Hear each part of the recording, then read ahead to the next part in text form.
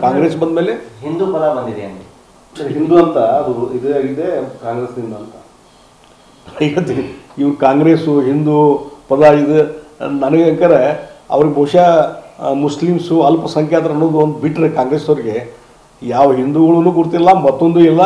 ಆ vote bank ಮೇಲೆ ಸಂಪೂರ್ಣ ಇದಾಗಿಬಿಟ್ಟದೆ. ಈ ನೋಡಿ ಎಕ್ಸಿಟ್ ಪೋಲ್ ನೋಡ್ತಿರಲ್ಲ, ಕಾಂಗ್ರೆಸ್ ಹಣೆ ಬರ ಏನಾಗಿದೆ ದಿಲ್ಲಿ ಒಳಗೆ 1-2 ಬಂದ್ರೆ ದೊಡ್ಡ ಮಾತು ಅಂದಾಗತ್ತಾರ. ಪರಿಸ್ಥಿತಿ ಅಲ್ಲಿಗೆ ಬಂದದೆ. ನಿಮ್ಮ ಮನೆ ಮಾತ್ರ ಸರಿ ಮಾಡ್ಕೊಳ್ರಿ ಲಾಡ್ ಅವರು. ಇನ್ನು ನರೇಂದ್ರ ಮೋದಿ ಅಂತ ಒಬ್ಬ ದೊಡ್ಡ ವ್ಯಕ್ತಿ ಬಗ್ಗೆ ಹಗುರವಾಗಿ ಮಾತಾಡೋದು ನಿಲ್ಲಿಸ್ಬೇಕು. ಲಾಡ್ ಅಂತವ್ರು ಹಗುರವಾಗಿ ಮಾತಾಡೋದು, ಬದಲಾವಣೆ ಮಾಡ್ತಾರಂತೆ. ಮೊದಲು ನಿಮ್ಮ ರಾಹುಲ್ ಗಾಂಧಿನ ಬದಲಾವಣೆ ಮಾಡೋದು ಫಸ್ಟ್. ನಿಮ್ಮ ನಾಯಕತ್ವ ಸರಿ ಇಲ್ಲ, ಮತ್ತೊಂದಿಲ್ಲ, ಮತ್ತು ನಿಮ್ಮ ಪರಿಸ್ಥಿತಿ ನಿಮ್ಮ ಕಾಂಗ್ರೆಸ್ ಪಾರ್ಟಿನೇ ಸರಿ ಇಲ್ಲ ಮೊದಲಕ್ಕೆ ವ್ಯವಸ್ಥೆ. ಇನ್ನು ಮೋದಿಜಿಯವ್ರ ಬಗ್ಗೆ ದೊಡ್ಡ ವ್ಯಕ್ತಿಗಳ ಬಗ್ಗೆ ಮಾತಾಡೋದು ಒಬ್ಬ ಡಿಸ್ಟ್ರಿಕ್ಟ್ ಮಿನಿಸ್ಟರ್ಗೆ ಸರಿ ಗೌರವದ. ಅಲ್ಲಿ ದೆಹಲಿ ಮಟ್ಟದಲ್ಲಿ ನಿಮ್ಮ ಬಿಜೆಪಿ ನಾಯಕರ ಒಳಗೆ ಚರ್ಚೆ ನಡೀತಾ ಆಯ್ತು. ಯಾರ್ಯಾರು ಹೇಳ್ಯಾರ ಹೇಳಿ ಅವರು? ಈಗ ಗಡ್ಕರಿ ಹೆಸರು ಮುಂದೆ ಬರಕತ್ತದ. ಅಲ್ಲಲ್ಲ, ಹೆಸರು ಯಾರು ಹೇಳ್ಯಾರಂತ ಸುಮ್ಮನೆ ಏನೋ ಒಂದು ಸುದ್ದಿ ಬಿಟ್ಬಿಡೋದು, ಮಾಧ್ಯಮದಲ್ಲಿ ಚರ್ಚೆ ಮಾಡಬೇಕು. ಅದನ್ನೇ ಈ ರೀತಿ ವೇಗಾಗಿ ಹೇಳಿಕೆ ಕೊಡುವಂಥದ್ದು ನಿಲ್ಲಿಸ್ಬೇಕು ರಾಜಕಾರಣಿಗಳು.